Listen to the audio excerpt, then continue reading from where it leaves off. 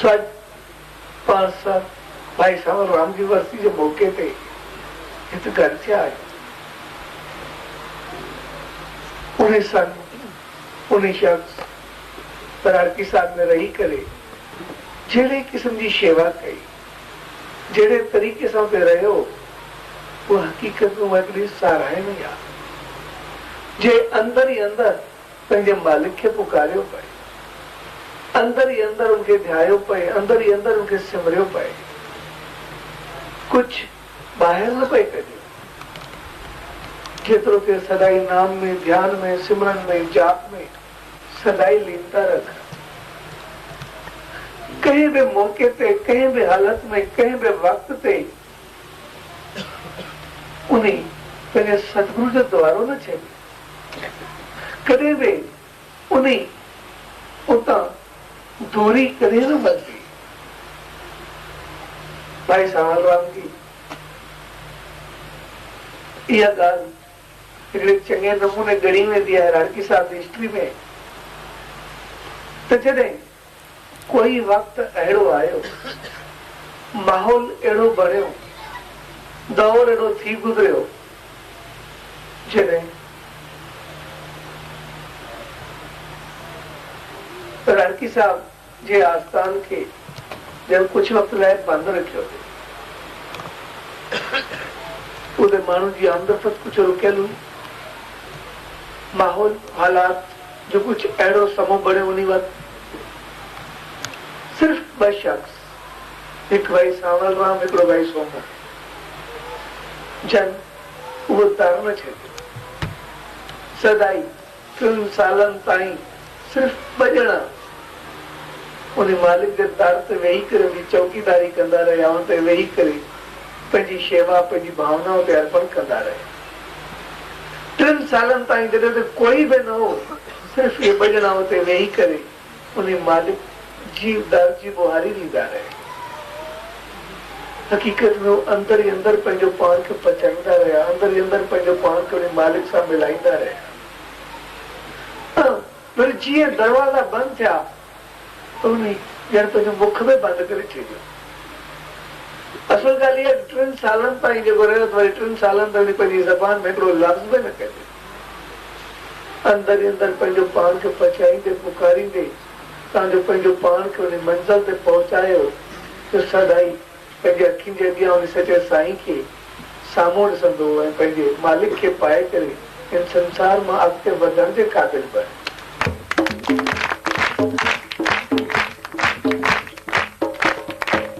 हकीकत में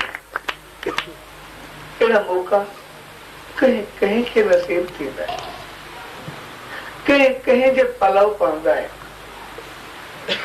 जेको सिर्फ ईअं ॾिसे तो मूंखे मालिक कीअं मिलंदो, सिर्फ उन प्रतीक्षा में लॻो रहे।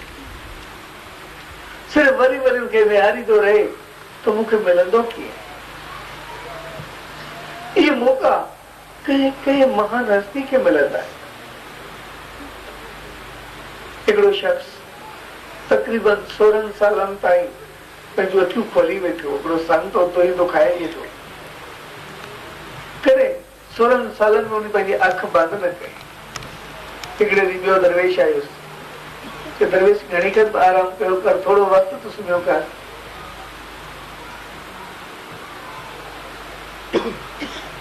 चए जो मूंखे इंतज़ार आहे, हुनजो इंतज़ार पियो कयां। चए इंतज़ार करे कंहिं वक़्तु अखि बि उठी कर। चए मां हुनजो इंतज़ार थो कयां, उहो मुंहिंजो इंतज़ार न कंदो। पतो न आहे उहा कहिड़ी सभागी घड़ी अचे कि वो मुंहिंजो मालिक मुंहिंजे द्वारे पे अचे त मुंहिंजो अखियूं बंदि हुजनि, मां करे ई न सघां बाक़ी जीवन कहिड़ो। तंहिंजे करे मुंहिंजूं अखियूं सदाई खुलियूं रहंदियूं आहिनि त सदाई उन मालिक जी जंहिं माल बि अचे, जंहिं घड़ी बि अचे, उनखे पाए सघे। हकीकत में अहिड़ा अहिड़ा संत, अहिड़ा अहिड़ा महात्माऊं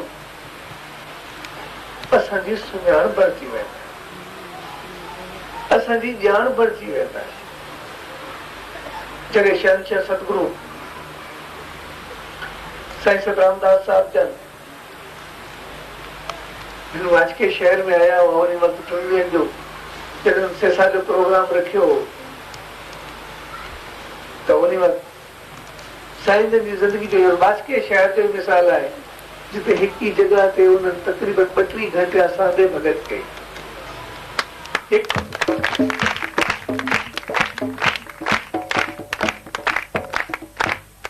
जेको भॻत हलंदी रही ऐं उन ॾींहुं भाई सावल राम सां निव लॻी ऐं साईं जन गॾियो वियो ऐं साईं जन खां पोइ भॻत साहिब सां गॾु रही करे उन शेवा खे पाए पंहिंजी मंज़िल पकड़ी। मक़सद त जॾहिं अहिड़ा संत असांजी सुञाण बणिजी वेंदा आहिनि, अहिड़ियूं ॻाल्हियूं असांजे जीवन जी इच्छा बणिजी वेंदियूं।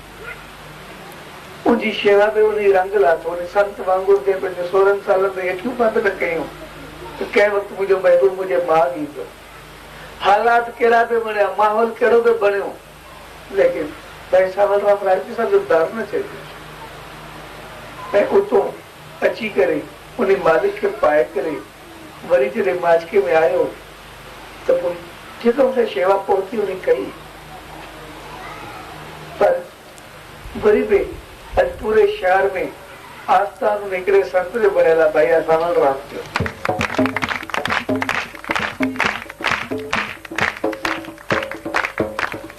असां ॾिसंदासीं उन जे दौर खां वठी अॼु ताईं केतिरा इंसान आया हूंदा, केतिरा हलिया विया हूंदा, केतिरनि जो जनम थियो हूंदो, केतिरनि संसार छॾियो हूंदो, पर सभु के ईंदा रहिया के वेंदा रहिया, कंहिंजो पतो न रहे। पर उनजे शेवा जे करे उहो अॼु ताईं ज़िंदा आहे। वरी बि एतिरनि सालनि खां पोइ पाण गॾिजी करे वरी बि उन शख़्सियत खे यादि करण जे लाइ अधिकारी थिया।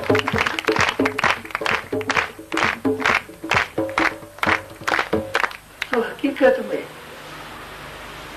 शेवा ऐं सिमरन उहे इंसान खे सदाई ज़िंदा रखनि। हमेशा उहा इंसान जी यादि कई वेंदी, हमेशा इंसान जी चङाई ऐं पवित्रता ज़िंदा रहंदी आहे, उहा कॾहिं ख़तम न थींदी आहे। इंसान जी ज़िंदगी इंसान जी यादगिरी न हूंदी आहे, पर उन जा करियल कार्य ई उन जी ज़िंदगी जी यादगार हूंदा आहिनि। वरी कार्य बि हुआ जेके अंदर जी सफ़ाई सां कया वञनि, पवित्रताई सां कया वञनि, सिर्फ़ु ॾेखाव वारा न। असां ॾिसंदासीं केतिरी समाजी तंज़ीमूं बणंदियूं आहिनि। कॾहिं कॾहिं असां वरी सभु गॾु थी करे को संगठन ठाहींदा आहियूं, कोई समाजी समाज ठाहींदा आहियूं, या कोई तंज़ीम ठाहींदा आहियूं, कोई ऑर्गेनाइज़ेशन बणाईंदा आहियूं। वरी उहो गॾु करे असां केतिरा ई शेवा जा कमु कंदा आहियूं। शेवा जा कम बि अध में हूंदा आहिनि, असां पाण बि अध में हूंदा आहियूं, तव्हांजो वरी सॼी ॻाल्हि ख़तम थी वेंदी आहे। पर कंहिं संत कंहिं महात्मा अगरि उनजी शुरूआत कई हूंदी आहे त पोइ असां ॾिसंदा उहो संत संसार में रहे या न रहे, लेकिन उनजा कार्य सदाई हलंदा रहंदा, उहे कॾहिं ख़तम न थींदा आहिनि।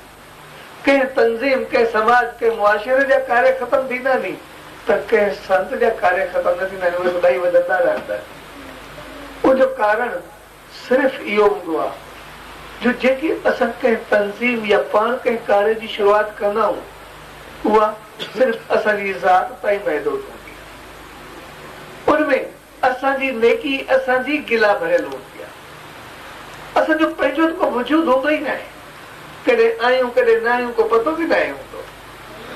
पर जंहिं चीज़ जी शुरूआत संत जे नाले सां कई वेंदी आहे या कोई संत कंदो आहे त पोइ उनजी ख़तम न थींदी आहे, उहा हलंदी रहंदी आहे, वधंदी रहंदी आहे, अॻिते थींदी रहंदी आहे। छाकाणि त उहा शुरूआत जेका संत जे तरफ़ां थींदी आहे उहा कॾहिं ख़तम इन करे न थींदी, छाकाणि त संत जो पंहिंजो वजूद ई ख़तम न थींदो। उनजी अंदर जी सफ़ाई, उनजी पवित्रताई, उनजी चङाई उहा अॻिते उनखे सदाई वधाईंदी रहंदी। असां ॾिसंदासीं कंहिं बि संत कंहिं महात्मा खे, भगत साहिब जो मिसाल वठूं, साईं जन जो मिसाल वठूं, कंहिं देव कंहिं अवतार कंहिं महान संत जो मिसाल वठूं, कंहिंखे बि ॾिसो, कंहिंखे 50 साल, कंहिंखे 100 साल, कंहिंखे 500 साल, केतिरा बि थिया हूंदा, कंहिंखे 1000 साल थिया, लेकिन उन्हनि जा नाले ते कार्य सदाई हलंदा ई हलंदा रहंदा आहिनि, कॾहिं बंदि न थींदा आहिनि। कॾहिं किथे का चङाई, किथे कंहिंसां का भलाई, कंहिंसां कुझु उहे हलंदा रहंदा आहिनि। हू सिर्फ़ इन करे छाकाणि उन्हनि खे पंहिंजी भावना न हूंदी, उन्हनि खे नेकी ऐं गिला सां कोई वास्तो न हूंदो।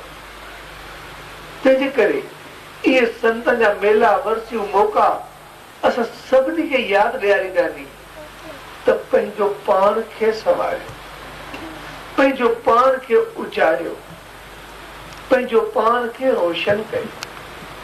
जेकॾहिं तव्हांजो अंदरि रोशन हूंदो, अंदरि जी सफ़ाई हूंदी, पवित्रताई हूंदी, त पोइ संसार में तव्हांजी रुकावट न बने।